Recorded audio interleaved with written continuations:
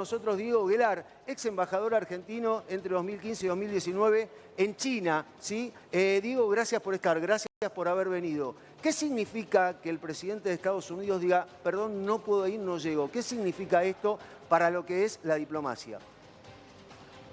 ¿Qué significa esta situación? No, en esto no hay obligatoriedad ni tiene significado. Yo estoy seguro que va a venir un alto representante del gabinete del presidente Biden, va a estar presente.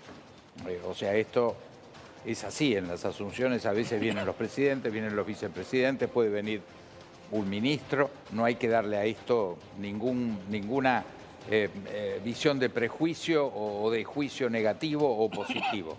No, esto no significa algo, una situación de tensión en ningún momento y de ninguna circunstancia. No, de ninguna forma. Es un hecho protocolar, una asunción, sí. Y no hay que darle más valor que ese hecho protocolar muy importante para nosotros. Sí. Sin lugar a dudas va a estar representado por un alto miembro del gobierno norteamericano, pero esto ha pasado regularmente en otras asunciones de presidentes. Bien, ¿qué pasa con aquellas declaraciones de Javier Milei con respecto a China y Brasil?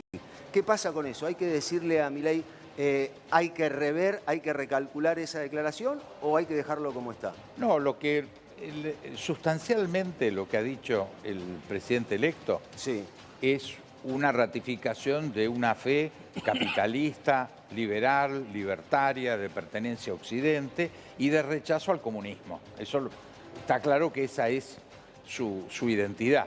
Sí. Ahora, cuando hablamos de relaciones internacionales, tenemos que hablar de 200 años de relación con Estados Unidos, 200 años de relación con Brasil, 51 años de relación con China. Las naciones son siempre su continuidad. No tienen que ver con una elección, con una declaración, con una personalidad, con una ideología, sino que son relaciones permanentes que las naciones tienen que ir construyendo y es bueno que las construyan en forma permanente. Uno de los grandes costos que hemos tenido en la Argentina son las oscilaciones, lo que llamamos el péndulo. Ir de un lado para otro, no darle continuidad a nuestras políticas exteriores y esto nos ha causado mucho daño en el pasado, no creo que vuelva a ocurrir. Bien, uno de los nombres que suena para Cancillería es el suyo. Yo manifesté, yo fui un votante y militante de PRO y de Juntos para el Cambio. Tomé con mucho entusiasmo la decisión una vez que perdimos, porque la verdad es que perdimos, y que efectivamente apoyáramos, y creo que esto fue seguido por la inmensa mayoría de los votantes de Juntos para el Cambio, cosa que me alegra. Estamos cerrando una etapa de 20 años que creo que fue muy dañina para la Argentina y que necesitamos ahora arreglar el lío que han dejado. Pero en esto es incondicional apoyo. No tengo al día de hoy ningún ofrecimiento ni ningún cargo. ¿Lo aceptaría? Yo creo que en ese sentido yo estoy para servir. Tengo 50 años de vinculación política, 30 años de vinculación a la política exterior. He sido 2 veces embajador en Estados Unidos, en Brasil, en China, en la Unión Europea. Por lo tanto, de cualquier lugar, sea desde el llano o sea desde un cargo, lo que seguro voy a estar es participando y apoyando un momento tan importante. Bien, ahora vamos a seguir charlando con respecto a lo que tiene que ver con las relaciones internacionales, porque un punto tiene fundamental, usted estuvo en Brasil, fue embajador allí, también fue embajador en China, y un punto es Brasil, ¿sí? Hay un punto que es Brasil. Por ejemplo, lo invitaron a Jair Bolsonaro, expresidente de Brasil, y Lula se sintió ofendido y dijo, no, yo no voy a ir.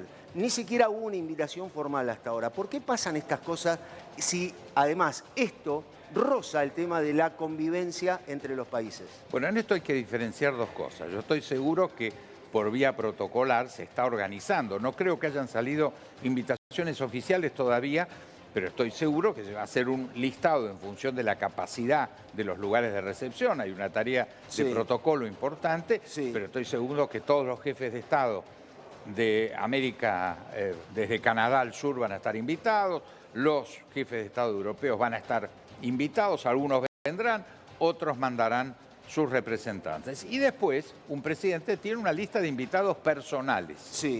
En ese listado manda, ahí no hay protocolo que valga, puede ser un peluquero de Florianópolis, o puede ser el expresidente del Brasil. Yo creo que claramente, y él lo ha hecho público, es amigo del presidente Bolsonaro, tienen elementos ideológicos en común. Sí. Me parece una obviedad que lo invitara, la prensa le ha dado una magnitud, pero en términos protocolares van a estar los invitados oficiales y van a estar los invitados amigos personales del presidente. Bien, Marco. Sí, cuando asumió Macri, vino un secretario de Transporte cuando asumió Macri como representante de Estados Unidos, vino un secretario de Transporte y después tuvimos una buena relación con Estados Unidos.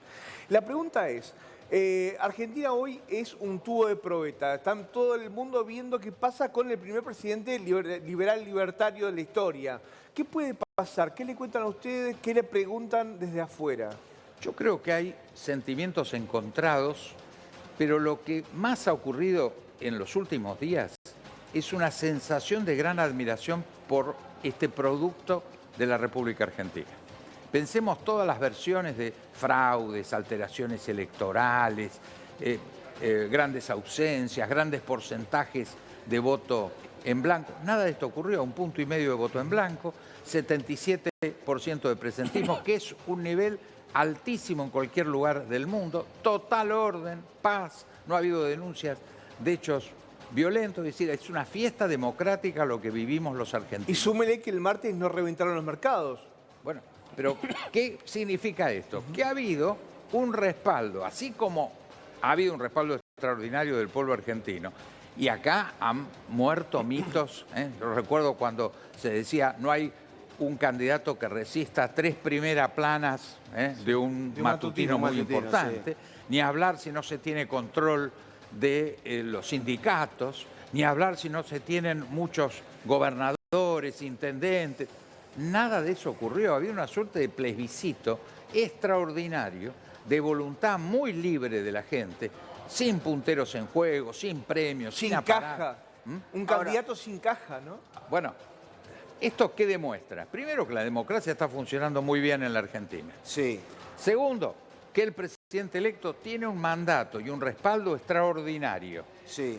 Hecho que sin lugar a duda, ya lo ha hecho público en varias manifestaciones, lo que siente como responsabilidad frente a semejante voto de confianza. Bien, ahora Diego, Milei quiere viajar a Estados Unidos y a Israel.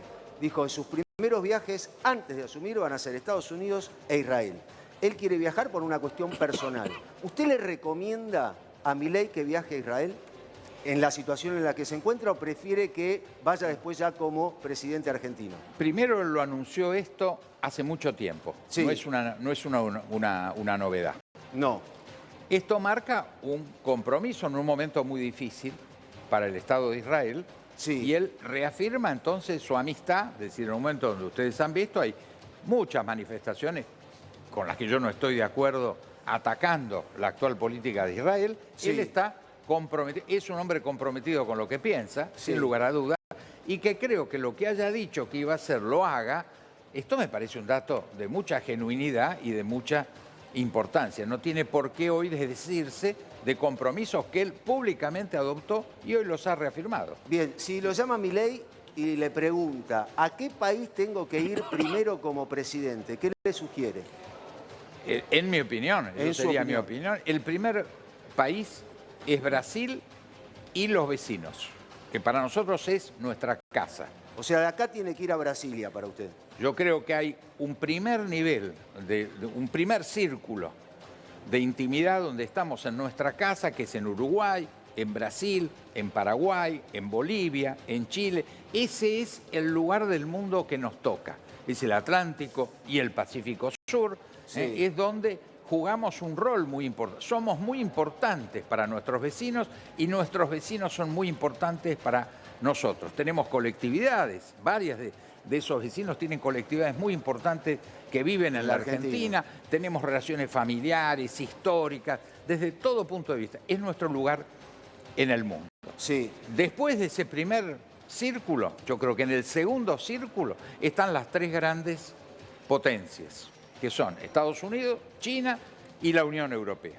Con los 3 tenemos relación importantísima, tenemos muy avanzado un acuerdo que debería, inclusive antes de fin de año se podría llegar a firmar con la Unión Europea, que es un acuerdo histórico de crear un mercado común para 800 millones de habitantes. Sí. Lo empecé yo, esa negociación, en 1995, como embajador ante la Unión Europea. Creo que tardamos demasiado, pero más vale tarde que nunca, lo estamos por cerrar.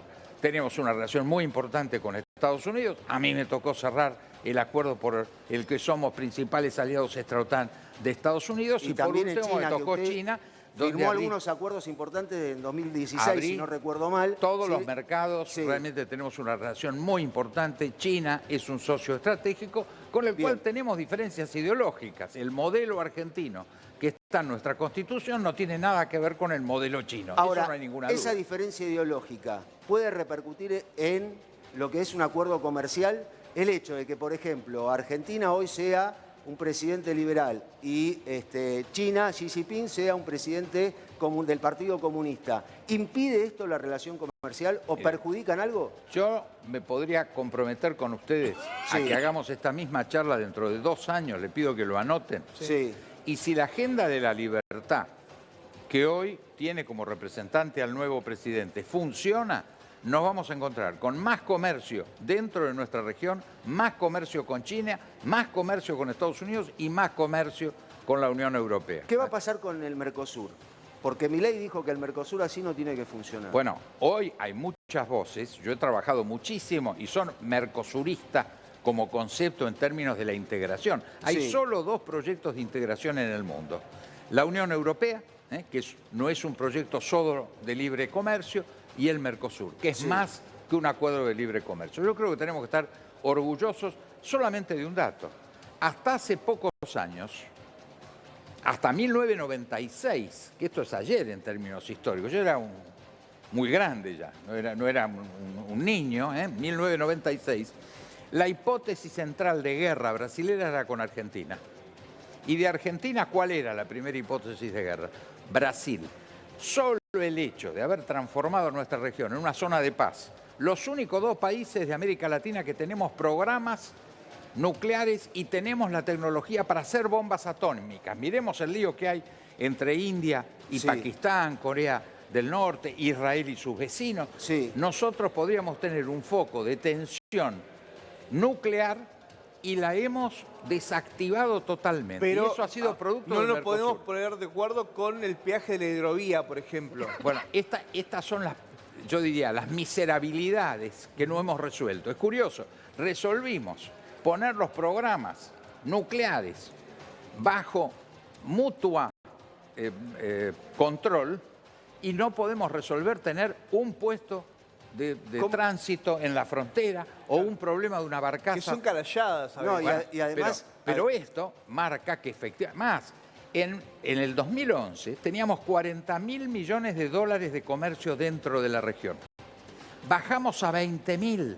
Ahora lo hemos llevado a 27. Es decir, estamos muy por detrás de logros que ya habíamos alcanzado hace 10 años. Todo esto está muy mal. Pero a mi juicio lo que hay que hacer es más integración, más comercio, más flexibilidad en nuestras fronteras, mejores controles comunes de seguridad. Eso se resuelve por más y no por menos. Bien, dentro de lo que es la diplomacia, ¿qué relación tiene que tener Argentina con Irán? No, con Irán, yo diría ninguna. Irán es el único conflicto que tenemos en el mundo. Irán según fallo de nuestra propia Corte Suprema, es autor intelectual de 2 ataques gravísimos con 150, 160 muertos, cientos de heridos, lo que todos sabemos que fue los atentados a la Embajada de Israel y al edificio de la comunidad de la AMIA, de la comunidad judeo-argentina de Argentina. Por lo tanto, yo diría que es la única nación en el mundo con la cual tenemos un conflicto mayor. Que uno diga, bueno, no le declaramos la guerra, pero daba hasta para eso. Es decir, es el único tema conflictivo profundo, por supuesto, sin contar el conflicto de soberanía en el marco de paz, porque es otro tema que es, obviamente, donde todos los argentinos estamos de acuerdo, que es la reivindicación de las Islas Malvinas como territorio argentino. Ahora, suponiendo que Javier Milei lo llame y le diga, bueno, ¿a qué presidentes no tengo que invitar? ¿Hay que no invitar a alguno o hay que invitarlos a todos? No, yo personalmente, esto es mi opinión, a la tres dictaduras de América, que son la cubana, la venezolana y la nicaragüense, que no cumplen ninguno de los requisitos democráticos, y en los cuales yo creo que hay una posición tomada por la mayoría de los argentinos de cuestionamiento muy severo. El día de ayer murió el último preso político de los que habitualmente sufren maltratos y torturas en las cárceles No todos piensan cubanas. lo mismo, ¿no? Pero bueno. No, pero Sí, vos sí, me sí. preguntaste Sí. mi opinión. Sí. Yo respetaría si el protocolo del presidente decide Sí, invitarlos. sí. Yo creo que hay que tratarlo como jefe de Estado. A eso iba. Si alguien, por ejemplo, alrededor de Milei le dice, no, mira, invítalo a Maduro. ¿Hay que invitarlo a Maduro? ¿Lo tiene que invitar Milei a Maduro si alguien le dice o no?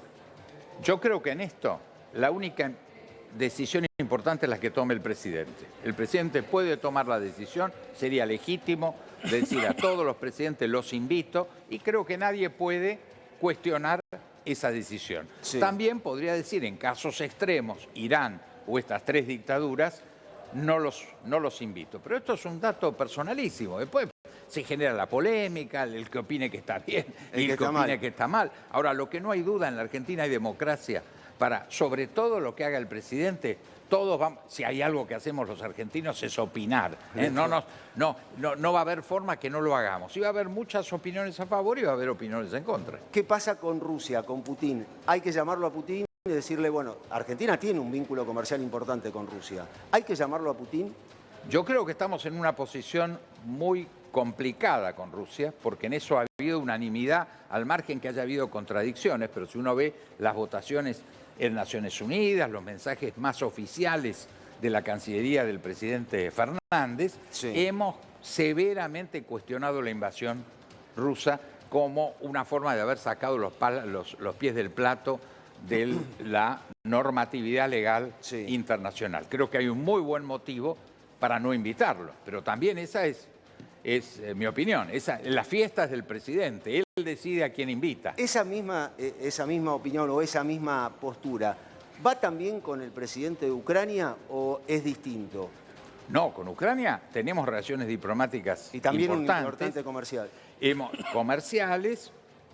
Hemos hecho desde la sociedad argentina muchas expresiones de apoyo. No fueron tan claras de la administración, pero si uno ve el estado de la sociedad civil sí, en la Argentina, yo creo que la inmensa mayoría de los argentinos respaldamos esta lucha por su independencia que la nación ucraniana viene dando. Así que yo personalmente invitaría al presidente Zelensky. Hace poco, hace horas nada más, también estuvo el llamado del Papa Francisco a Javier Milei. Se hablaba mucho de esta relación, se habló mucho y también se habla bastante con respecto a la tirantez entre las declaraciones de Milei y el Papa Francisco. ¿Qué relación tiene que tener Milei con el Papa Francisco o con el Vaticano? Yo creo que indudablemente va a ser una relación importante por varios motivos.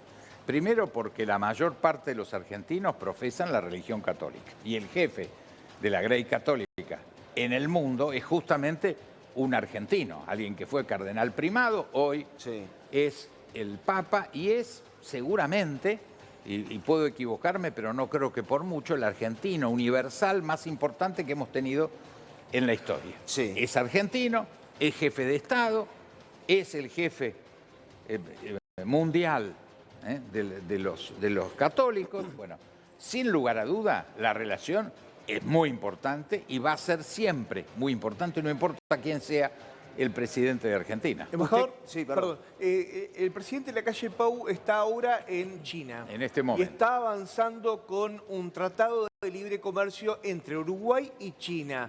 ¿Tenemos que subirnos a ese tratado y tratar nosotros de tener un libre comercio con China? Yo creo que deberíamos hacerlo a nivel regional, que para nosotros es un socio muy importante. Yo les quiero recordar que quizás la sociedad más importante del mundo en materia comercial sea la que constituyen dos países que son tope de conflicto, Estados Unidos y China. Tienen más de 700.000 millones de dólares al año de comercio. 900.000 tiene la Unión Europea, 800.000 tiene la Asociación de Países del Sudeste Asiático. Y los de América Latina estamos cerca de 500.000 millones. Es decir, hoy la existencia en el mundo de China crea más de 3 trillones de comercio. Es decir, para muchísimos países que además sufrimos restricciones muy grandes para ingresar al mercado norteamericano o al mercado europeo, China es fundamental. 80% de nuestra carne que exportamos va a China, 70% de nuestro grano. Miremos los porcentajes de Chile, de Uruguay, de Brasil, de Bolivia, de la misma Paraguay, que no tiene relaciones diplomáticas con China continental o con China comunista, sino con Taiwán. Y sin embargo, si uno ve el flujo real de comercio, es con China continental a través de mediadores, de comisionistas de Taiwán. O sea, es un fenómeno, o sea, hoy China es el principal socio comercial de 140 países en el mundo. El presidente Lacalle lo llamó a las 4:30 de la mañana del lunes desde la muralla china. Y tengo entendido que viene. Lacalle Pou, tengo entendido que fue invitado. Seguramente. Seguramente no pienso en los casos de los países vecinos, sin lugar a duda, se ha dado este choque, para recordárselos a ustedes, el presidente Lula hizo una declaración, yo diría, la verdad, muy inconveniente.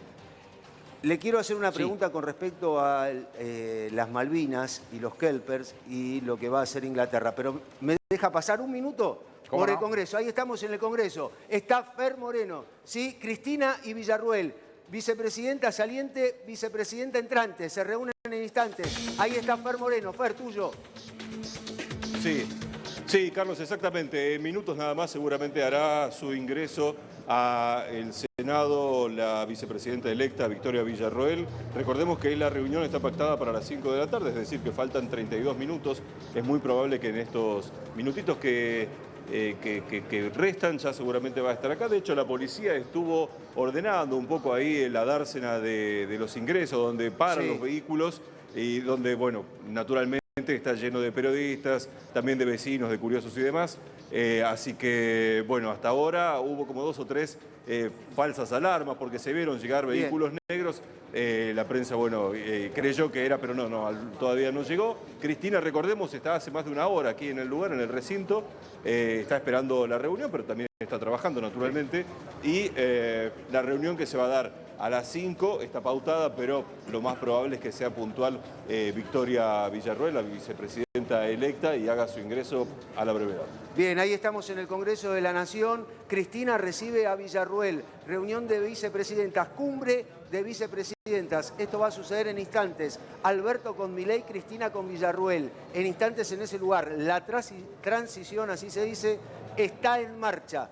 Todo lo que sucede está en marcha. Bien, le preguntaba a Diego con respecto a lo que es el tema Malvinas, porque tanto, por ejemplo, Diana Mondino, que es una referente también de La Libertad Avanza con respecto a las relaciones internacionales, o el propio Javier Milei, hablaron con respecto a los Kelpers y a las Malvinas. Digo Kelpers porque ellos dijeron Kelpers. ¿Qué debe pasar con esto? Bueno, yo creo que hay una posición muy clara, unánime, entre los argentinos, porque hay una definición constitucional donde nosotros reconocemos el modo de vida y los intereses de los habitantes, porque finalmente los consideramos argentinos. Y por lo tanto, eso está fuera de toda cuestión. Ahora, muy claramente, desde 1965 hay una resolución de Naciones Unidas fundamental para Argentina donde reconoce que el tratamiento de la cuestión entre Inglaterra y Argentina está en el marco de lo que se llama la descolonización, es decir, el reconocimiento que hay un tema colonial. Decir eso y decir que las Malvinas son argentinas es un reconocimiento muy importante por parte de Naciones Unidas. Acá con ver el mapa, miremos cualquier mapa, miremos dónde están las Islas Malvinas, quienes son su región, están en el medio del Atlántico Sur, son parte de nuestra plataforma submarina, no hay ninguna duda. La mayor parte del mundo respalda unánimemente los derechos soberanos de la Argentina. Yo creo que en esto no va a haber discusión, pero tampoco hay discusión respecto a los derechos de los que esperamos que sean nuestros conciudadanos, es decir, su modo de vida. No les vamos a imponer que no hablen inglés, seguramente van a hablar castellano e inglés. ¿Qué pasó? el retroceso de Argentina en los últimos 50 años nos ha alejado del objetivo de recuperación. Miremos lo que pasó con China en Hong Kong. ¿Por qué en 1974 hay un gran pacto entre Hong Kong, entre Inglaterra y China? Porque China fue creciendo, se fue transformando en una superpotencia. Entonces es del interés de Inglaterra devolver Hong Kong a China. En la medida en que nosotros nos realicemos a nosotros mismos, crezca Argentina, crezca nuestro vínculo con la región, vamos a arrimarnos a la reivindicación soberana de Malvinas. Pero tiene que ver con algo económico, ¿no? Tiene que ver con otra cosa. O tiene que ver No, tiene muchísimo que ver. Porque si nosotros hoy fuéramos un centro de poder, le hago un número actual. Mercosur como región tiene 15 millones de kilómetros cuadrados. Es una de las regiones más grandes, la segunda después de Rusia, que tiene 18 millones. Tendremos 300 millones de habitantes. Juntos somos la sexta economía del mundo. Miren, si funcionáramos como unidad política, económica, cultural, no tengan la menor duda que el interés de Inglaterra de negociar con nosotros sería mucho mayor. Embajador, le quería preguntar, hay un conflicto justamente ahí en el sur, que es la milla 201, que la depredación que están haciendo barcos, la mayoría chinos, ahí en la milla 201. Otra de las cosas que tiene que hacer el gobierno argentino es dejar de evitar que sigan depredando el mar argentino. Bueno, ahí hay un problema universal. Las flotas pesqueras, que no solamente son chinas, hay coreanas, hay rusas, hay españolas, las grandes flotas pesqueras han depredado los mares. ¿Cuál ha sido el mayor argumento? Las zonas que no tienen controles nacionales. Por eso además la milla 201. Nosotros tenemos control hasta la milla 200. 201 no hay derecho al control. Entonces, pero acá los barcos pasa que ingresan al territorio a aguas nacionales, depredan aguas nacionales y vuelven a ingresar a la... Bueno, ese tema, ahí miren un tema muy curioso. ¿Cuántas veces hemos escuchado a gobernantes de distintos signos políticos llenarse la boca con la palabra soberanía?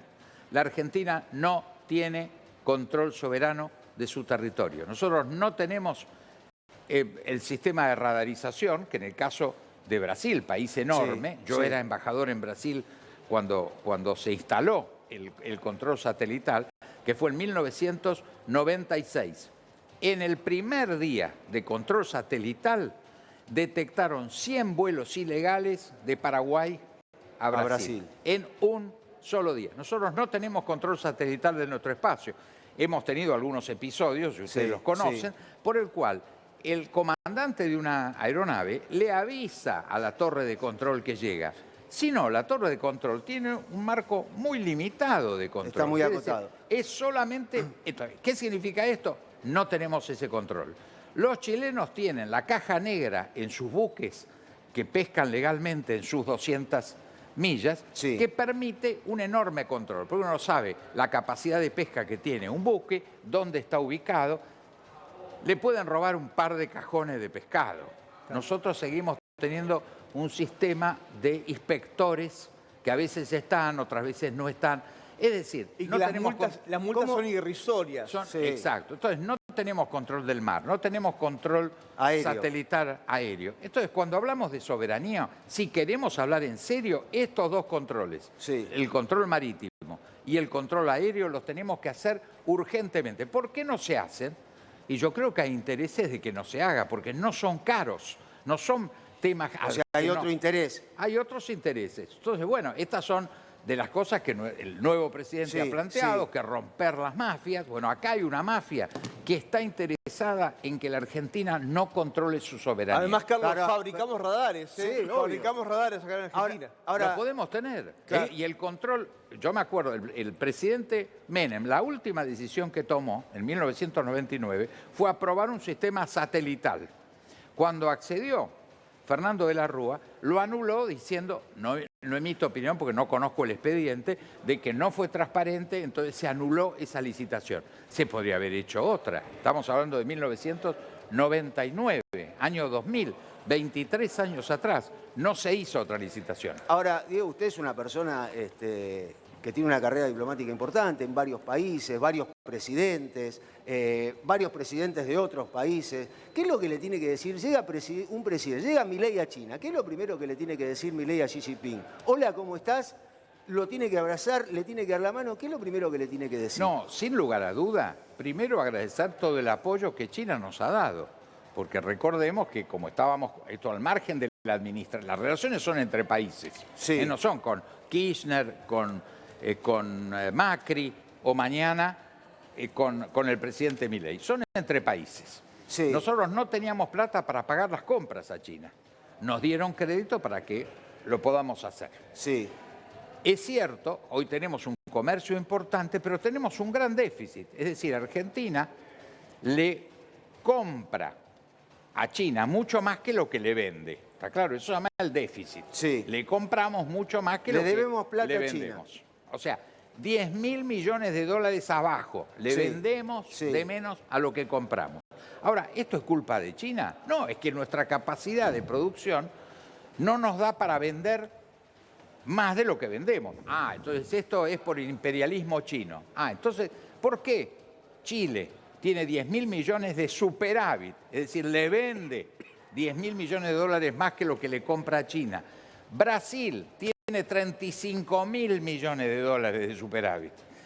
Uruguay, que es un pequeño país en relación a nosotros, tiene 1.500 millones de superávit. ¿Y por qué es decir, pasa? lo que fallamos somos nosotros. ¿Y No por qué busquemos pasa? enemigos afuera. Nosotros no tenemos... Mirá, discúlpame, No, pero lo doy como ejemplo y Sí. lo he reiterado mucho. Sí. Nuestro enemigo está en el baño. ¿Y saben por qué? No. Cuando uno entra en el baño, piensen ustedes, ¿qué es lo primero que miran? Miran el inodoro, la ducha, el bidé, no, el espejo. ¿Por qué? Porque estamos nosotros. Todos tenemos la tendencia, es casi hipnótico. Mirémonos en el espejo del baño. Ahí está el único enemigo que tiene la Argentina en el mundo, con la excepción de Irán. Ahí tenemos, y el conflicto con Inglaterra, que finalmente hoy está claramente enmarcado en un proyecto de paz y nunca de guerra. O sea, que es mentira cuando se escucha a algún político o algún ciudadano común decir el problema de China es que son comunistas. No ese es el problema. No, pero eso es una decisión que toman los chinos, el régimen, como si alguien mañana le quitara legitimidad al presidente Milei por las ideas que tiene. Es lo que los argentinos hemos decidido democráticamente. Entonces, no hay en esto un dato muy importante, es el respeto a los sistemas políticos que no son iguales en todo el mundo. Nosotros tenemos el nuestro y tenemos todo el derecho a tenerlo, y tienen la obligación nuestros vecinos y los países distantes en reconocer a nuestra soberanía política ejercida libremente en la Argentina. ¿Es cierto que cuando gana un presidente, todos los que lo están rodeando se pelean por una embajada? Yo creo que siempre hay una pelea por cargos. Eso indudablemente ya lo vemos. Muchas de las cosas que ustedes leen yo creo que no son ciertas. Pero la pelea... Yo he estado en Mentidero, a mí nadie me ha llamado, no he pedido que nadie me llame. Si me toca, seré algo, y si no, no seré. Que hay como las hormigas o las abejas a la miel, cantidades que cada vez que hay un cambio de gobierno están como locos para ver qué manotean. Es un fenómeno universal, no es solo en la Argentina. Pero ¿por qué las embajadas? ¿Por qué ese lugar? ¿Por qué es tan ansiada una embajada o ser embajador? Muchos no son de carrera. Bueno, pero esto ha ha sido un dato. ¿Cómo es el servicio exterior en la Argentina? Se habilita un cupo de embajadores. A mi juicio, el cupo de embajadores políticos tiene que ser muy restringido y tiene que ser por incorporación de valores que esos personajes de la sociedad civil le aporten a la representación argentina. Hay muchísimos ciudadanos de enorme prestigio que harían enormes embajadores en el mundo, pero hay que restringirlo. Como ha habido una práctica que es utilizar las embajadas como premios consuelos, entonces un exministro, un exgobernador, un exintendente, es decir, ¿dónde lo ponemos? Lugar de exilio casi, ¿no? Lugares de exilio, claro. Y no entender que para un país que está tan lejos de los grandes flujos, una embajada es fundamental. Ustedes piensen que donde hay una embajada argentina, no hay bancos argentinos, no hay grandes empresas argentinas, no hay grandes centros culturales. Es decir, ese ese espacio pequeño, que finalmente es una embajada, es la representación de toda la Argentina en el otro lugar. Entonces tenemos que jerarquizarlos, entender que ya sea de carrera o personal o personalidades sociales importantes que un país como Argentina tiene, tenemos que jerarquizar esa representación porque es muy importante para todos nosotros. Perdóname. Otro de los países, ahí la pregunta. Otro de los países en los cuales en algún momento hubo un conflicto importante, que es Chile, ¿sí? Es un país que hubo un conflicto importante, que estuvo a punto de una guerra. ¿Cómo tiene que ser, teniendo en cuenta lo que es el presidente actual de Chile, de dónde viene y su ideología, cómo tiene que ser esa relación? Porque usted decía, bueno, hay que ir a Brasil, Paraguay, Uruguay, Bolivia y Chile. ¿Cómo tiene que ser esa relación? Ahí tenemos que tener en claro, las relaciones entre naciones son permanentes. Continuidad o cambio es una consigna electoral interna. Vale en la Argentina, en Chile, en Uruguay o en Brasil. El gobierno que dice continuidad. ¿Qué dice la oposición? Cambio. Esto es la regla de juego en todos los procesos electorales democráticos en el mundo. Ahora, cuando hablamos de las relaciones entre las naciones, es siempre continuidad. Valen los contratos, vale el vínculo, vale la continuidad. Eso es clave. Si uno ve en Latinoamérica, en Sudamérica, para ser más precisos, los dos países que han logrado poner sus intereses nacionales por encima de sus partidos y sus ideologías son Chile y Uruguay. Hay continuidad. Nada más alejado de Sebastián Piñera que el presidente Boric. Son extremos a la derecha o a la izquierda. Pero miremos cómo funciona Chile. Hay continuidad. Nada más alejado ideológicamente que Pepe Mujica de Luis Lacalle Pou. Miremos cómo funciona Uruguay, en continuidad. Esto es lo que nos está faltando. Nosotros hoy necesitamos, y espero que esto pueda al menos iniciarlo, porque hace 50 años que no lo hacemos, como mínimo, el nuevo presidente, que es la unidad nacional, la continuidad, la credibilidad. Un país sin unidad nacional no le cree nadie, ni adentro, esto nos pasa entre nosotros mismos, y menos afuera. Y eso implica millones de dólares que se fugan por no confianza, millones de dólares que no vienen, cantidad de turistas que no creen en nosotros. Es decir, continuidad es credibilidad. Los países que tienen continuidad tienen credibilidad. Esto yo creo que es el gran objetivo. Bien, Marco. Embajador, con la mano en el corazón, ¿sirve para algo hoy el Parlasur? No como está. A mí me tocó, yo fui 6 años embajador en la Unión Europea. Por años el Parlamento Europeo era un parlamento de baja densidad, era una ceremonia donde iban las representaciones de los que se llaman las grandes familias políticas europeas, los socialcristianos, socialdemócratas, verdes, los grupos más de derecha, iban casi a conocerse, porque recordemos que en Europa había toda una historia de guerras, entonces era una forma, un lugar de paz para unir a pueblos que habían estado por cientos de años en guerras permanentes. Entonces era una ceremonia de paz muy importante. Por eso se estableció en Estrasburgo. Estrasburgo está en una región que es Alsacia, que fue donde se movía la frontera entre Francia y Alemania. Una guerra se corría la frontera, era Alemania, otra guerra se movía la frontera, era Francia, hoy es Francia. Uno va a Estrasburgo y ve una ciudad alemana, donde la comida nacional es la salchicha con chucrut. Uno dice, sin embargo, no es Alemania. Estoy en Francia. Uno está en Francia, pero está al mismo tiempo en Alemania. ¿Y en el caso del Parlasur? ¿Y en el caso del Parlasur? Bueno, una de las cosas que no desarrollamos, a nosotros nos está faltando una Corte Suprema que pueda dirimir los problemas jurídicos para estados y para particulares. El secreto de la Unión Europea es la Corte Suprema en Luxemburgo. Cuando hay una sentencia de la Corte Suprema de Luxemburgo, tiene que ser obedecida en todos los países. Nosotros, Argentina, en 1994, que hicimos la última reforma, incorporamos la posibilidad de, y lo reconocen fallos de nuestra Corte Suprema, en el sentido que las resoluciones que se decidieron en los 4 países están por encima de la legislación local. Lo hemos hecho nosotros y lo ha hecho Paraguay. No lo ha hecho ni Uruguay ni Brasil. Esto entonces ha hecho que tengamos que tener lo que se llama sistemas de arbitraje voluntario. No tenemos corte. Necesitamos una Corte de Justicia. Y necesitamos un Parlamento real que haga legislaciones para toda la región. Las dos cosas hoy no las tenemos. O sea que está fallando ahí. Ahora, ¿qué es lo que mira un país cuando se elige un presidente? ¿Que nombre primero a un ministro de Economía o a un canciller? Lo más importante es entender que el Poder Ejecutivo es unipersonal. Los ministros son, como se llaman en Estados Unidos, secretarios de Estado.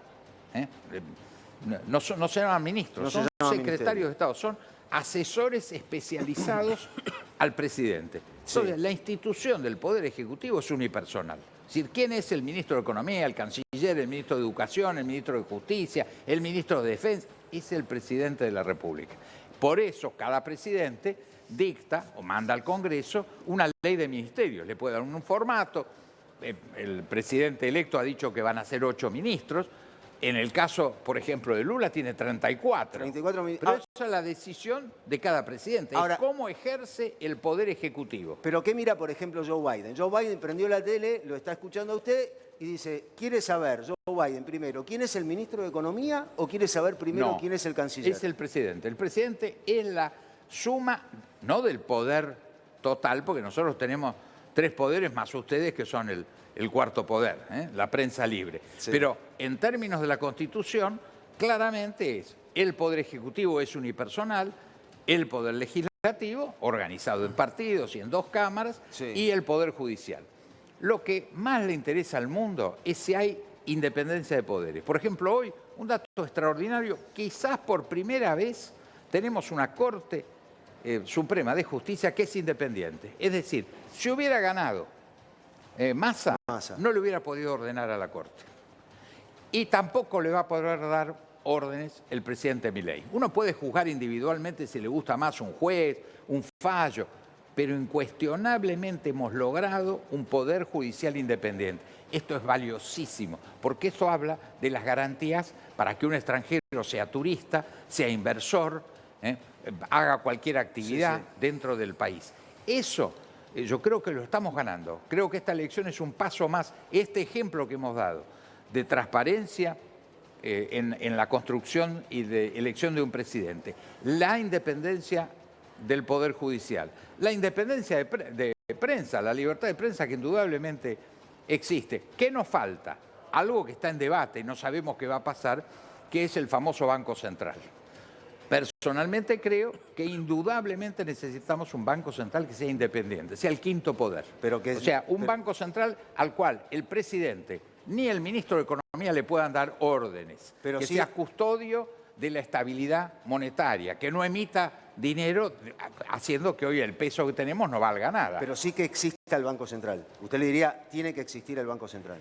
Primero, el Banco Central seguro que tiene que existir porque es el que se ocupa de controlar a los bancos, lo que se llama la superintendencia de bancos. Eso nunca ha dicho el presidente electo que va a suprimir esa facultad del Banco Central.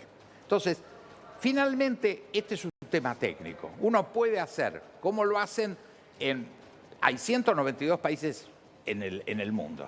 185 no tienen monedas propias, o sea, tienen papel pintado que lo tienen en una relación de sustento con las monedas duras, que son solamente el peso, el dólar, el yen, la libra esterlina y el franco suizo. Todavía el yuan o renminbi, la moneda china, no tiene esa condición de moneda dura en el mundo. Es decir, hay solo 4 monedas y 192 países. Solo 3 países han recurrido a romper el Banco Central, a que desaparezca el Banco Central, que son Panamá, Zimbabue y Salvador. Entonces, Ecuador tiene la dolarización. Quizás yo no soy un experto monetario como para decir si la dolarización es el camino o no. Lo que estoy seguro es que el Banco Central no puede tener lo que ha venido haciendo, que es emisión sin límite, financiamiento sin límite del Estado. Esto nos cuesta la inflación. ¿Con qué país Argentina tiene que negociar a tener un intercambio mayor que hoy no lo tiene? Lo llama Milei y le dice, Diego, dame un país en el cual nosotros no estamos negociando y hay que negociar. ¿Cuál es? Hoy nosotros tenemos 130 y pico de acuerdos comerciales en el mundo. Es decir, tenemos una relación con el mundo muy bien interrelacionada. Estamos muy bien, o sea, no hay mucho para negociar en términos de negociación formal. ¿Qué necesitamos más? Producir. Hoy, por ejemplo, con todo el mercado asiático, empezando por China, pero estamos hablando de Tailandia, de Vietnam, de Japón, de Malasia, de Filipinas, todo ese mercado asiático nos demanda productos alimenticios. Sí. Hoy podíamos producir 5 veces más alimentos y tendríamos todo vendido en la zona Asia-Pacífico. Ese es un enorme desafío. Pero un país, dígame, uno No, que... lo que pasa es que ahí estoy muy de acuerdo. India, por ejemplo. No, pero ahí tenemos una negociación trabada.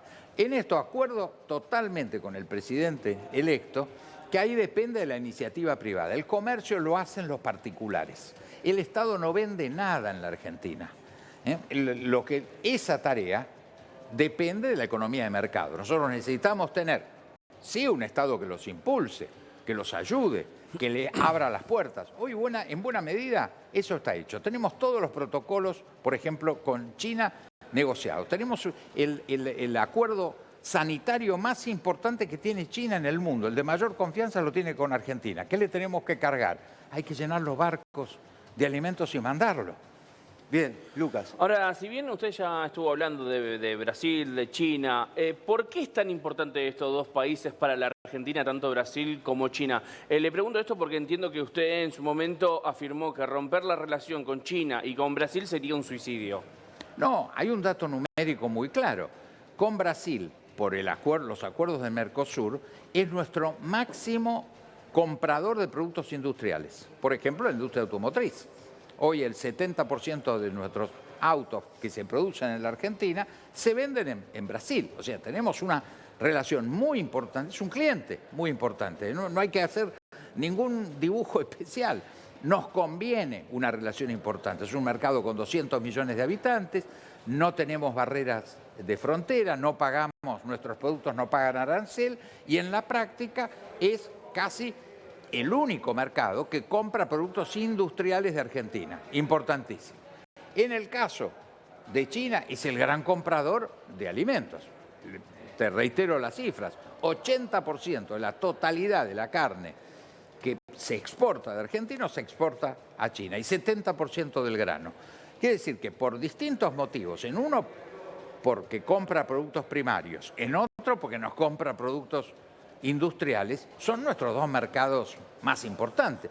Ahora, ¿quiénes son los vendedores de estos productos? Son particulares, no es el Estado argentino el que vende ni grano, ni carne, ni automóviles, no, son particulares. Entonces los particulares han encontrado y construido estos nichos de mercado.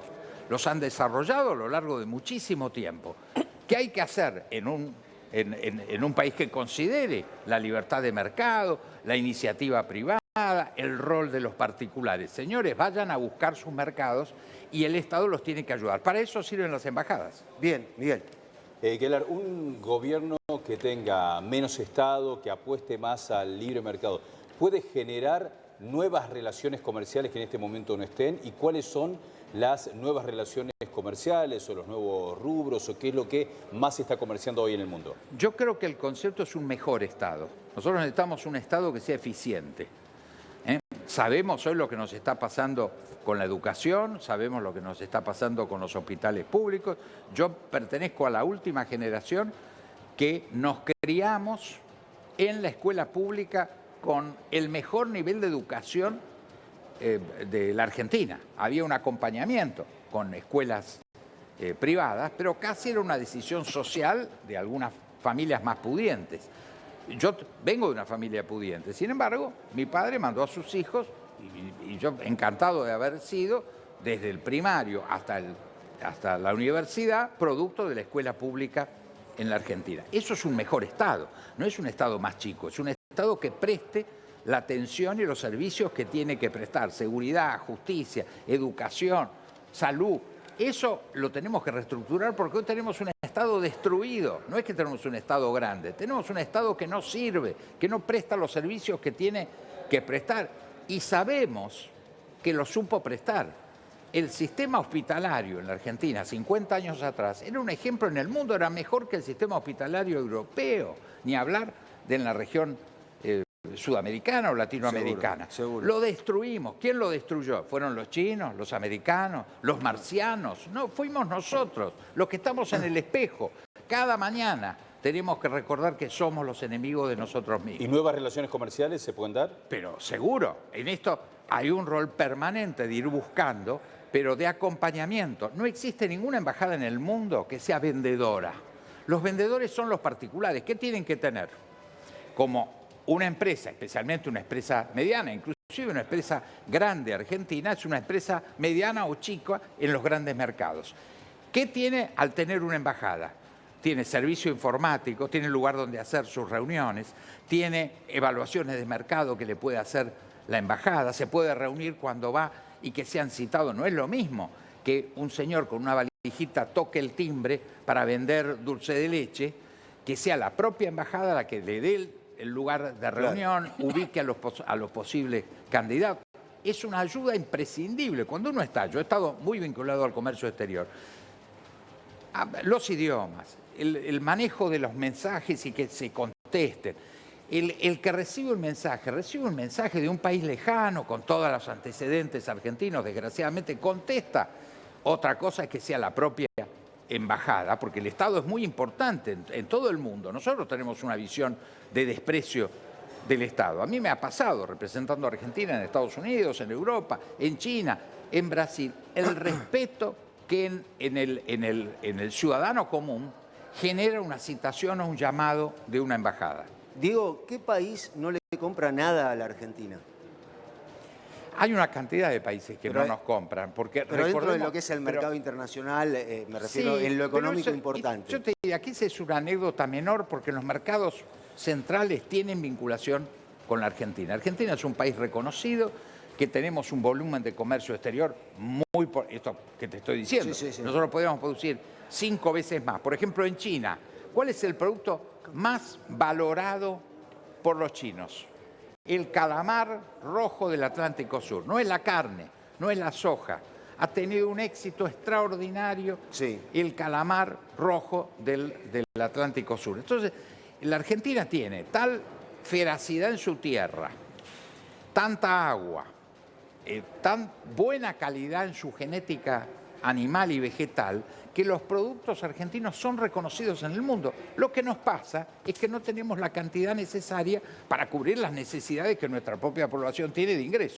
Bien, Marco. Lo llevo del calamar rojo a la verdulería de la esquina. No hay bananas, porque a los importadores no les están dando los dólares para que entre la banana de Paraguay y desde Ecuador. Sí. ¿Cuánto tiene que ver en las relaciones a futuro con los mercados el tema de que finalmente se estabilice el dólar? Pero hay un dato muy importante. Si uno quiere exportar, recordemos que el libre comercio es vender y comprar. Para que el mundo nos compre, nosotros también, para que el mundo acepte nuestros productos, también tenemos que poder nosotros importar. Hay una relación directa entre el crecimiento de las exportaciones y el de las importaciones. Uno no puede decir, bienvenido sea el turismo extranjero a la Argentina. Pero a los turistas argentinos le ponemos un impuesto y no los dejamos viajar. ¿Qué hace ese país? Si nosotros le podemos restringir. Así que hay restricciones para que un argentino vaya a Uruguay o a Brasil. ¿Qué nos va a contestar? Van a hacer lo que se llama la reciprocidad. Le van a poner... Se lo devuelven. Por supuesto, restricciones a que los brasileños o los uruguayos vengan a la Argentina. O sea, exportación e importación es una avenida de doble mano. Bien, ahora, por ejemplo, hablando de eso, está el tema también de Bolivia.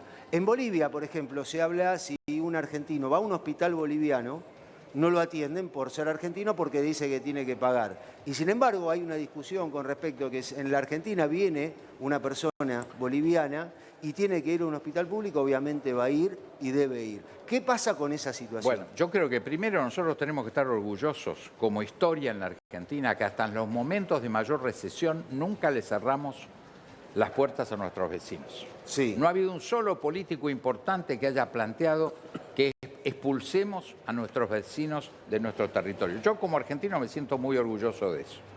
¿Qué pasa con esta situación. Por el otro lado.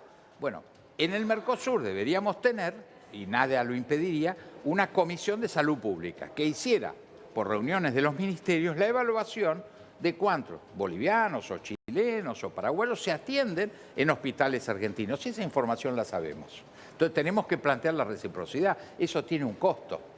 Entonces hay que compensar en la relación, primero que tener el mismo derecho. No puede ser que un boliviano o un chileno puedan atenderse, cosa que reafirmo que así debe ser. Lo que nosotros tenemos diplomáticamente que exigir a nuestros vecinos que a nuestros connacionales se le dé exactamente la misma atención. Porque hubo una situación bastante complicada. Pasó en Bolivia.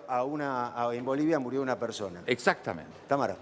Sí, a ver, el presidente electo Javier Milei debe tomar algún posicionamiento en el conflicto Israel-Palestina o tiene que mantener una posición neutral. ¿Cuál sería su consejo? Bueno, él ya de hecho ha tomado posición respecto al derecho de Israel a su subsistencia y a su defensa. Recordemos que acá el gran responsable de la dramática situación que está ocurriendo en Gaza, estar hablando de 11.000 muertos en Gaza, además de los 1.400 muertos iniciales en Israel, es un hecho producido por Hamás.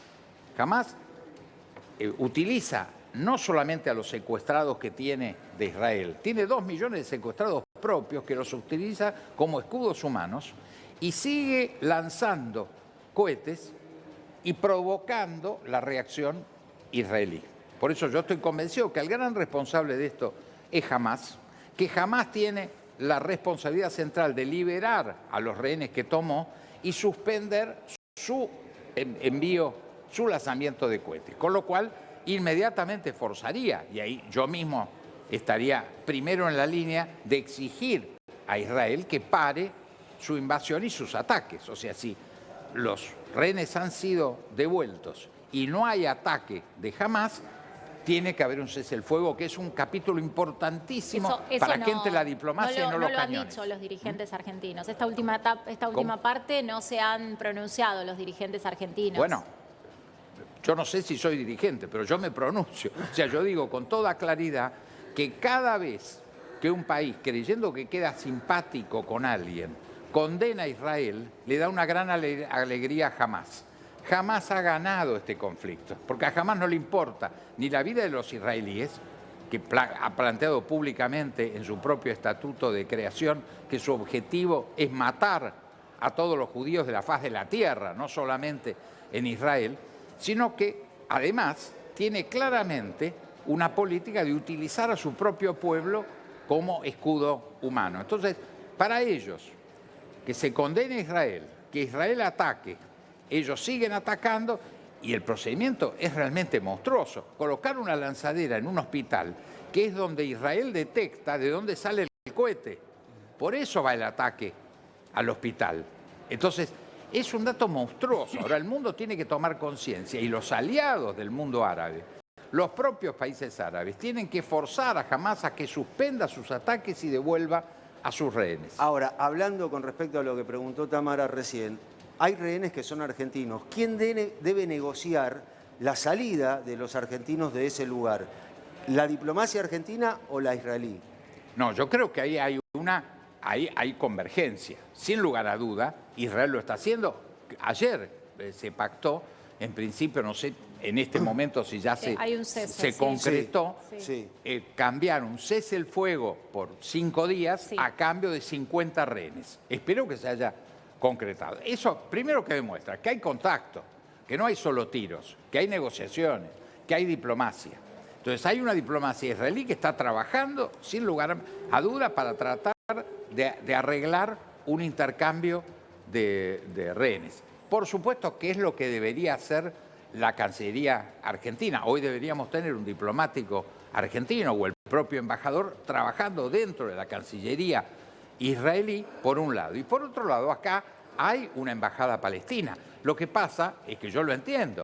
El colega palestino no tiene vinculación con Hamás porque Hamás no reconoce a la Autoridad Nacional Palestina, que es de donde depende el embajador. O sea, si nosotros vamos a reclamarle al embajador palestino, que es un caballero, indudablemente estoy seguro que tiene la misma sensibilidad que cualquiera de nosotros respecto al desastre que está ocurriendo, pero la verdad no puede hacer nada. Marco. Mudar la embajada de Tel Aviv a Jerusalén, más allá de lo simbólico, ¿es inteligente? Yo creo que es un tema muy delicado. ¿Por qué es delicado? Porque en la negociación entre palestinos e israelíes, ¿qué pasa con Israel? Es un tema que no está cerrado. Yo creo que en esa negociación, hoy suspendida desgraciadamente, que espero que se reabra, yo personalmente creo que hay que ir al origen.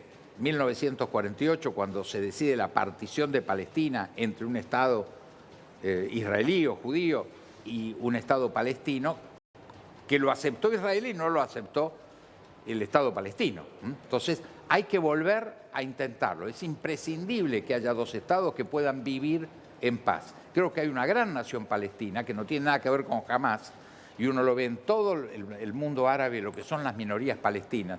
Yo siempre digo que hay una gran minoría judía, lo que se llama la diáspora, en todo el mundo. Hay una gran minoría libanesa. Hay varias minorías de altísima calidad en el mundo. Y una de ellas es la palestina. Es un pueblo extraordinariamente culto, trabajador. Eso existe, no es jamás. Entonces, confundir la nación palestina con una banda de delincuentes, criminales, con este nivel de deshumanización, yo creo que es un error total y creo que le hace mucho daño a la causa palestina. Ahora, yendo a ese lugar, ahí te doy también, yendo a ese lugar, ¿qué pasa con la triple frontera? Porque estamos hablando de situaciones que se dan, recién nombraba, por ejemplo, la Embajada de Israel y la AMIA. ¿Qué pasa con la triple frontera? ¿Cómo trabaja la diplomacia con respecto a esa situación? Hace muchos años, yo no puedo decir los últimos 4 años porque como por este criterio que ha tenido desgraciadamente la administración saliente, uno o era amigo o era enemigo. Entonces yo no creo que ni los votantes ni la gente que sea kirchnerista es mi enemiga. Me parece que es una definición alocada. Ahora, por definición del kirchnerismo, yo soy un enemigo. Entonces, en 4 años no he pisado el edificio de la Cancillería. Entonces, me falta información. Lo que sí sé que hasta el 2019 y por varias administraciones anteriores había un control y un trabajo de equipo de inteligencia con Brasil, con la Argentina, con Paraguay, con participación de gente del FBI, para que ese no fuera un nudo peligroso para la región o donde hubiera una base dormida, como se dice, asentada de terroristas que pudieran atentar en la región. Bien, Tamara. Sí, le quiero preguntar, no puedo dejar de preguntarle qué le parece la figura de Diana Mondino como ministra de Relaciones Exteriores y esto que dijeron hace muy poquito, que es frenar los ascensos en el Ministerio de Relaciones Exteriores, porque dice que hasta hace 2 días había resoluciones de traslados. Bueno, los dos temas. Por un lado, Diana Mondino es una economista muy reconocida, ha trabajado muy cerca y trabaja muy cerca del presidente electo y por lo tanto todavía no ha sido anunciado oficialmente, pero a mi juicio creo que va a ser confirmada como la canciller, la ministra de Relaciones Exteriores. Pese a las polémicas declaraciones. Las declaraciones son siempre polémicas. En campaña electoral, el que no haga declaraciones polémicas no participa de la campaña electoral. Es como medir a un médico. Uno dice, este médico tiene 3 muertos y este, no tiene ninguno, pero no tiene pacientes. Y el que tiene 3 muertos tiene 1000 pacientes. Entonces es más seguro eso. Es decir, la polémica, las pasiones, los conflictos forman parte de cualquier campaña. Yo creo que es una mujer muy capaz y que está en condiciones, por supuesto, de conducir la política exterior como asistente, insisto. El ministro de Relaciones Exteriores es el presidente de la República. Respecto del tema de los ascensos, y la verdad, cuando se está en los últimos, yo diría, 6 meses previo a un cambio de gobierno, no tiene que haber, lo hemos visto no solamente en la Cancillería, ustedes han visto cómo se han pasado miles y miles de funcionarios de lo que son contratos temporarios a lo que se llama planta permanente. Eso hay que explicarlo, porque muchas veces ustedes han hecho, no ustedes como personas, sino los colegas periodistas, yo también tengo un sombrero periodístico, que es no explicar lo que significa. Un funcionario en planta permanente tiene lo que se llama estabilidad propia, no puede ser despedido. Entonces, cuando uno pasa a miles de personas que tienen contratos de 6 meses, de 1 año, renovables, y lo coloca en planta permanente, lo transforma en un funcionario del Estado hasta que se muera. Esto no se puede hacer, obviamente, en los últimos 6 meses. Es una cuestión ética indispensable que no se haga, porque efectivamente los contratos temporarios son los que van a desaparecer. Son los contratos políticos, para llamarlos de alguna forma. Bien, Lucas. Sí, en su momento, cuando Sergio Massa anunció el aumento del pago de ganancias, entiendo que usted lo criticó y si no es así me puede corregir. La crítica, ¿por qué fue? ¿Porque fue poco el aumento para pagos de ganancia o porque debería dejar de existir el pago de ganancia? No, yo creo que en una reforma bien hecha de impuestos, donde uno contemple qué impuestos se eliminan y cómo se reemplaza el ingreso del Estado, anular lo que se llama la cuarta categoría, el impuesto a las ganancias a los empleados, yo estoy totalmente de acuerdo. Ahora, cuando estamos hablando de gastar del Estado Nacional 4.000 millones de dólares en los últimos 60 días sin reemplazar el ingreso, eso, la verdad, es un desfalco. Yo creo personalmente que hay que hacerle una causa penal al actual ministro, porque no puede hacer eso. Lo mismo que uno puede... Retenciones. Uno podría decir, las retenciones, el impuesto a las exportaciones, hay solamente 2 países que cobramos impuesto a las exportaciones. Los países favorecen, le dan incentivos a los exportadores. Rusia y Argentina. Hagamos de cuenta que el actual ministro, para congraciarse con el campo, hubiera suprimido las retenciones. Está bien que no haya retenciones, pero esto, ¿cómo lo hace? Se supone que cuando uno suprime un impuesto, tiene que demostrar cuál va a ser el ingreso que sustituye a ese ingreso que va a venir de ese impuesto. Eso no ocurrió. Yo creo que esto es un desfalco. Los 4.000 o 5.000 o 10.000 millones, hay distintas mediciones, de haber hecho pagar con erario público una campaña presidencial, es un delito que debe ser severamente investigado por la justicia en la próxima etapa. Diego, ¿cómo trabaja una embajada con un servicio de inteligencia? ¿Qué es lo que qué intercambian entre un servicio de inteligencia del país, el servicio la AFI, por ejemplo, el servicio de inteligencia del país, con la embajada? Lo llaman a usted está en China, lo llaman, detienen a un ciudadano chino que robó en la Argentina. ¿Qué le pregunta? ¿Qué quiere saber? ¿Cómo es esa relación? No, ahí lo que hay normalmente son acuerdos. Nosotros tenemos entre los ministerios de justicia, una cantidad de acuerdos para extradiciones, intercambios de información que se hacen a través de las embajadas y que garantizan la comunicación cuando hay delitos. Es decir, una persona comete un delito en un país, puede estar perseguido en el otro, entonces hay una cantidad de procedimientos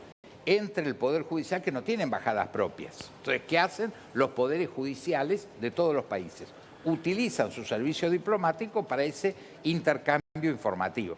Eso no es espionaje. Uno podría decir, con sentido del humor, que toda embajada es un centro de espionaje porque está buscando información y pasando información a su país. En general, hoy las informaciones... Yo he estado en la embajada en Estados Unidos 2 veces, en la embajada en China, en la embajada en la Unión Europea. En Brasil. Y en Brasil. Nunca tuve, la verdad, una caja fuerte. O sea, hoy... ¿Qué significan los secretos? Hoy es todo público. La verdad no pasaba secretos. ¿Trabajaba con espías o no? No, porque la realidad es que hoy la información es muy pública. Yo me acuerdo cuando en la década del 70 aparecieron las primeras fotocopias Xerox. Ustedes las recordarán, que eran unos aparatos como enormes. Enormes. Sí. Yo dije, se acabó el secreto. Ya se pueden hacer fotocopias. Después vemos las películas de la camarita de fotos. Hoy no hay secreto. ¿Cómo se puede mantener secreto? Pasó en el G20, ¿te acordás cuando...? Sí, en el G20 se hablaba de eso. En el G20 toda la información que se manejaba, que supuestamente era ultra secreta, era toda información pública. Todo pública. Ustedes recordarán la famosa observatorio chino en Neuquén. Sí. Yo participé en la negociación. Se hablaba, inclusive de senadores, diputados. Pero dijeron, hablaban no, de un centro de espías. Yo Ay. no me acuerdo qué senador dijo, ahí hay un centro de espías. Sí, no, la pero antena. no es cierto. En principio, ese enorme telescopio, ustedes deben haber visto Sí, sí. la foto, capta las señales de 300.000 kilómetros para afuera. O sea, no nos está espiando en este momento. ¿eh? Son lo que se llama un telescopio, un observatorio del espacio ultra lejano. Después se inventan cantidades de estas cosas. Bien, Miguel. Diego, ¿las relaciones diplomáticas pueden ayudar a combatir mejor el narcotráfico entre los estados en Latinoamérica? Y si es así, ¿de qué forma se puede No, yo creo ayudar? que son dos temas diferentes. Esta es una de las confusiones, yo lo he discutido muchísimo con la fuerza de seguridad en la Argentina. Que es, una cosa es el tráfico, ya sea de armas, de personas, Sí, sí. de drogas, que es un delito. Esto no es un tema diplomático, es un tema donde tienen que intervenir las fuerzas de seguridad y el Ministerio de Justicia para procesar a los que cometen delitos. La diplomacia tiene que ver más con las visas, que yo creo que tiene que tener una tendencia a desaparecer. Hoy con los actuales sistemas informáticos, entra una persona de cualquier país, Tailandia, llega a la Argentina. ¿Ustedes vieron qué pasa cuando uno llega? Tiene que poner el dedito, le sacan la foto, Sí. se verifica si su pasaporte es legal, o sea, si la persona es quien dice ser, todo eso va a la computadora. Ese señor, digo Tailandia, por decir un país como ejemplo, llega y hagamos de cuenta que se roba un perfume del free shop. Va preso, y va preso igual que un argentino. Entonces, toda la vieja historia de las visas, cobrar, porque cada visa hay que pagarla, es un problema con por ejemplo, un turista chino. Nosotros llegamos en el 2019 ya a tener cerca de 100.000 turistas, un número interesante, que tiene que aumentar mucho, después bajó, por supuesto, por la pandemia. Quiere venir a la región, tiene que llevar su pasaporte al consulado argentino. Se lo retiene, tiene que llegar a una cantidad de papeles, al final se lo sellan y se lo da. Pero el hombre está a 22.000 kilómetros de su casa, dice en el mismo viaje, quiero conocer Chile, quiero conocer Brasil, quiero conocerlas. Tiene que ir a cada uno de los países a hacer lo mismo y se gasta 500 o 600 dólares en visas. No estamos ayudando mucho al flujo turístico. Yo propuse, no lo pude lograr y siento la frustración al reconocerlo, que haya una sola visa turística. Que el que tiene la visa de uno de los países ya puede entrar, puede elegir entrar por Chile, pero con la misma visa chilena en un plazo de tiempo de no más de 3 meses, puede recorrer Argentina, puede recorrer Uruguay. En Europa, por ejemplo. Vos en Europa llegás a cualquier lado y podés viajar dentro de Europa por Bueno, país. por ellos tienen lo que se llama el acuerdo de Schengen, que les unifica fronteras. Estas son las cosas que hay que avanzar, porque nosotros necesitamos que vengan muchos turistas. Ahora, si se lo hacemos difícil, no llega. Encima que las distancias son tan grandes, lo que tenemos que hacer es facilitarles el acceso y el tránsito. Ahora, ¿cómo funciona la diplomacia en los paraísos fiscales? Porque hay lugares donde muchas veces hay un paraíso fiscal y dice, bueno, vamos a este lugar. ¿Cómo funciona la diplomacia en ese paraíso fiscal? Bueno, los paraísos fiscales en general están desapareciendo. La tendencia es que se han ido achicando. La vieja Suiza, que era el lugar donde estaban las cuentas numeradas, etcétera, ya están muy reguladas. Lo mismo las islas del Caribe. O sea, la tendencia internacional que se hace de a poquito, porque recordemos que esos paraísos fiscales son sucursales de bancos muy importantes de los países centrales. O sea, no se inventaron de un repollo. Son un instrumento del dinero y de la circulación de dinero negro. Entonces hay estudios jurídicos, hay todo. Hay importantes bancos que lucran con ese dinero negro. Entonces se inventaron los paraísos fiscales. Yo creo que hay una sana tendencia a que todo eso va desapareciendo. Bien, estamos viendo, discúlpenme un segundito, que estamos viendo lo que es, Miguel, el gabinete de Javier Milei, ¿sí? Ahora, acá estamos viendo, por ejemplo, jefe de gabinete Nicolás Pose, estamos viendo Guillermo Ferraro, que ya es infraestructura. Esos Se ve son acá los dentro. confirmados. ¿Cuál? Esos son los confirmados. Estos son los confirmados. Hasta ahora son algunos confirmados. Se ve acá adentro, nosotros pusimos relaciones de Diana Mondino. Por yo la información que tengo... Usted se ve acá adentro y dice, yo bueno, la información que tengo es que es Sí. Diana Mondino la canciller. No tengo ninguna otra o nada que contradiga que ella es la canciller. Y si la llama Diana Mondino, lo llama Diana Mondino y dice, bueno, una embajada, necesito un embajador. ¿Usted acepta? Lo tendría que charlar con él y ella me tendría que invitar a que esto se produzca. Hasta que no ocurra, si mi abuela tuviera rueditas, sería una bicicleta. Ahora, sí, perdón. Sí, embajador, vio que Milei ha dejado ver que Macri podría ser una especie de super embajador, una figura tipo super representante de la Argentina en el exterior. ¿Cómo lo ve?